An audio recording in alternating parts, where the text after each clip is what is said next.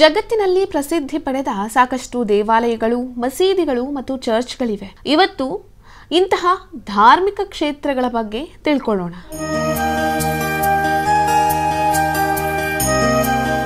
ಮೊದಲನೆಯ ದೇವಸ್ಥಾನ ಬೃಹದೀಶ್ವರ ದೇವಸ್ಥಾನ, ತಮಿಳುನಾಡು. ಈ ದೇವಸ್ಥಾನವನ್ನು ಸಾವಿರಾರು ವರ್ಷಗಳ ಹಿಂದೆಯೇ ನಿರ್ಮಿಸಲಾಗಿತ್ತು. 6ಕ್ಕೂ ಅಧಿಕ ಬಾರಿ ಭೂಕಂಪ ಆದರೂ ಕೂಡ ಈ ದೇವಸ್ಥಾನ ಒಂಚೂರು ಅಲುಗಾಡದೆ ಇದುವರೆಗೂ ಹಾಗೇ ಇದೆ. ಇದು ದ್ರಾವಿಡ ವಾಸ್ತುಶಿಲ್ಪಕ್ಕೆ ಶ್ರೇಷ್ಠ ಉದಾಹರಣೆಯಾಗಿದೆ. ಇದು ರಾಜರಾಜ ಚೋಳನಿಂದ ನಿರ್ಮಿತವಾದಂತಹ ದೇವಸ್ಥಾನ. ಇದು ಭವ್ಯವಾದ ಗೋಪುರ, ಶಿಲ್ಪಕಲೆ ಮತ್ತು ವಾಸ್ತುಶಿಲ್ಪಕ್ಕೆ ಹೆಸರುವಾಸಿಯಾಗಿದೆ. ಕಾಂಬೋಡಿಯಾದಲ್ಲಿರುವ ಅಂಕೋರ್ ವಟ್ ದೇವಸ್ಥಾನ, ಇದು 900 ವರ್ಷಗಳಷ್ಟು ಹಳೆಯ ದೇವಸ್ಥಾನ. ಇದನ್ನ ನಿರ್ಮಿಸೋದಕ್ಕೆ 37 ವರ್ಷಗಳು ಬೇಕಾಯ್ತಂತೆ. ಈ ದೇವಸ್ಥಾನವನ್ನ ನಿರ್ಮಿಸೋದಕ್ಕೆ 4000 ಆನೆಗಳು ಮತ್ತು ಆ ಸಂಸ್ಥಾನದಲ್ಲಿದ್ದಂತಹ ಪ್ರತಿ ಮನೆಯಿಂದ ಒಬ್ಬೊಬ್ಬರು ಭಾಗಿಯಾಗಿದ್ರು ಅಂತ ಹೇಳಲಾಗುತ್ತೆ. ಎಲ್ಲೋರದಲ್ಲಿರುವ ಕೈಲಾಸನಾಥ ದೇವಾಲಯ, ಇನ್ನೊಂದ್ಸಲ ಯಾರಿಂದಾನೂ ಇಂಥ ಒಂದು ದೇವಸ್ಥಾನವನ್ನ ನಿರ್ಮಿಸೋದಕ್ಕೆ ಸಾಧ್ಯನೇ ಇಲ್ಲ. ಅಂಥ ದೇವಸ್ಥಾನ ಇದು. 164 ಅಡಿ ಉದ್ದ, 108 ಅಡಿ ಅಗಲ, 100 ಅಡಿ ಎತ್ತರ ಇರುವಂತಹ ದೇವಸ್ಥಾನ ಇದು. 8ನೇ ಶತಮಾನದಲ್ಲಿ ರಾಷ್ಟ್ರಕೂಟ ರಾಜವಂಶರಿಂದ ಈ ದೇವಸ್ಥಾನ ನಿರ್ಮಾಣವಾಯಿತು. ಇದು ಜಗತ್ತಿನ ಅತಿ ದೊಡ್ಡ ಏಕಶಿಲಾ ರಚನೆಯಾಗಿದೆ.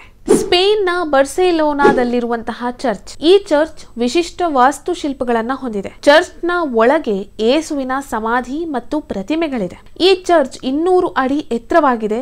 ಇಲ್ಲಿ ಏಸುವಿನ ಕಂಚಿನ ಪ್ರತಿಮೆ ಇದೆ. ಇಂಡೋನೇಷ್ಯಾದ ಸೆಂಟ್ರಲ್ ಜಾವಾದಲ್ಲಿರುವ ಬೋರೋಬುದೂರ್ ದೇವಸ್ಥಾನ, ಇದು ಜಗತ್ತಿನ ಅತಿ ಎತ್ತರದ ಬುದ್ಧಿಸ್ಟ್ ಮಾನ್ಯುಮೆಂಟ್.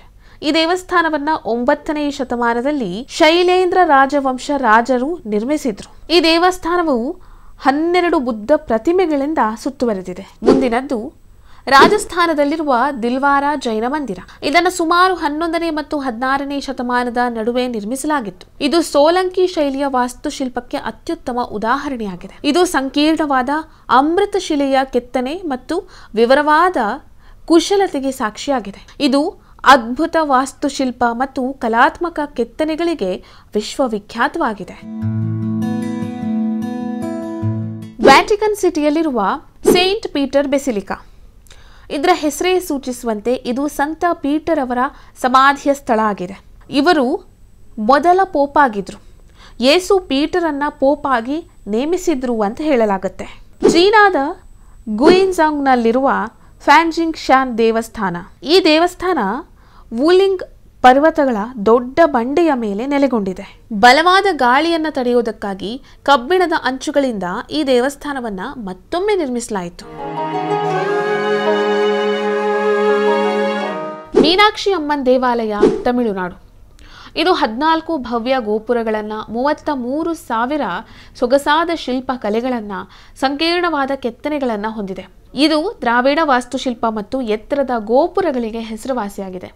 ಇದು 170 ಅಡಿ ಎತ್ತರದ ದೇವಸ್ಥಾನ.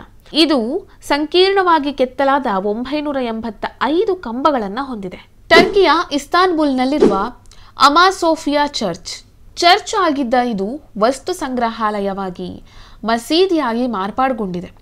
ಇದನ್ನ ಬೈಜಾಂಟೈನ್ ವಾಸ್ತುಶಿಲ್ಪದ ಒಂದು ಮೇರುಕೃತಿ ಅಂತ ಪರಿಗಣಿಸಲಾಗಿದೆ. ಇದನ್ನ ಯುನೆಸ್ಕೋ ವಿಶ್ವ ಪರಂಪರೆಯ ತಾಣ ಅಂತ ಗುರುತಿಸಲಾಗಿದೆ. ಹಂಪಿ ವಿರೂಪಾಕ್ಷ ದೇವಾಲಯ, ಇದು ಕರ್ನಾಟಕದ ವಿಜಯನಗರ ಜಿಲ್ಲೆಯಲ್ಲಿರುವ ಹಂಪಿಯಲ್ಲಿದೆ. ಇದು 7ನೇ ಶತಮಾನದಲ್ಲಿ ನಿರ್ಮಾಣವಾಗಿತ್ತು. ಇದು ತುಂಗಭದ್ರಾ ನದಿಯ ತಟದಲ್ಲಿದೆ. ಈ ದೇವಸ್ಥಾನವನ್ನ ಯುನೆಸ್ಕೋ ವಿಶ್ವ ಪರಂಪರೆಯ ತಾಣ ಎಂದು ಗುರುತಿಸಲಾಗಿದೆ. ಇದು 50 ಮೀಟರ್ ಎತ್ತರದ ರಾಜಗೋಪುರವನ್ನ ಹೊಂದಿದೆ. ಧಾರ್ಮಿಕ, ಐತಿಹಾಸಿಕ ಮತ್ತು ವಾಸ್ತುಶಿಲ್ಪಕ್ಕಾಗಿ ಈ ದೇವಸ್ಥಾನ ಬಹಳ ಪ್ರಸಿದ್ಧಿಯಾಗಿದೆ. ಮುಂದಿನದ್ದು ಥೈಲ್ಯಾಂಡ್ನಲ್ಲಿರುವಂತಹ ವೈಟ್ ಟೆಂಪಲ್. ಇದು ಹಿಮದಂತಹ ಬಿಳಿ ಬಣ್ಣವನ್ನ ಹೊಂದಿರುವಂತಹ ದೇವಾಲಯ. ಶುದ್ಧತೆಯನ್ನ ಪ್ರತಿನಿಧಿಸುವುದಕ್ಕಾಗಿ ಈ ದೇವಾಲಯವನ್ನ ಬಿಳಿ ಬಣ್ಣದಿಂದ ನಿರ್ಮಿಸಲಾಗಿದೆ. ಇದೊಂದು ಬೌದ್ಧ ದೇವಾಲಯವಾಗಿದೆ. ಇಂಡೋನೇಷ್ಯಾದ ಪ್ರಂಬನನ್ ದೇವಾಲಯ 9ನೇ ಶತಮಾನದಲ್ಲಿ ಸಂಜಯ ರಾಜವಂಶದ ಆಳ್ವಿಕೆಯಲ್ಲಿ ನಿರ್ಮಿಸಲಾಗಿರುವಂತಹ ದೇವಾಲಯ ಇದು. ಇದೊಂದು ತ್ರಿಮೂರ್ತಿಗಳ ದೇವಾಲಯ. ಇದು ಇಂಡೋನೇಷ್ಯಾದ ಅತಿ ದೊಡ್ಡ ಹಿಂದೂ ದೇವಾಲಯ. ಇದು ಮಧ್ಯ ಇಂಡೋನೇಷ್ಯಾದ ಜಾವಾ ದ್ವೀಪದಲ್ಲಿದೆ. ಉತ್ತರಾಖಂಡದಲ್ಲಿರುವ ಗುರುದ್ವಾರ ಸಮುದ್ರ ಮಟ್ಟದಿಂದ 15,000 ಅಡಿ ಎತ್ತರದಲ್ಲಿದೆ. ಇದು ಹೇಮಕುಂಡ್ ಅನ್ನುವಂತಹ ಹಿಮ ನದಿಯ ಪಕ್ಕದಲ್ಲಿದೆ. 10ನೇ ಸಿಖ್ ಗುರು ಗೋವಿಂದ ಸಿಂಗ್ ಹಿಂದಿನ ಜನ್ಮದಲ್ಲಿ ಈ ಸರೋವರದ ಬಳಿ ಧ್ಯಾನ ಮಾಡಿದ್ರು ಅಂತ ನಂಬಲಾಗಿದೆ. ಇದು ವಿಶ್ವದ ಅತಿ ಎತ್ತರದ ಗುರುದ್ವಾರಗಳಲ್ಲಿ ಒಂದು. ಇದಿಷ್ಟು ಜಗತ್ತಿನಾದ್ಯಂತ ಪ್ರಸಿದ್ಧಿ ಹೊಂದಿರುವಂತಹ ಧಾರ್ಮಿಕ ಕ್ಷೇತ್ರಗಳ ವಿವರಣೆ.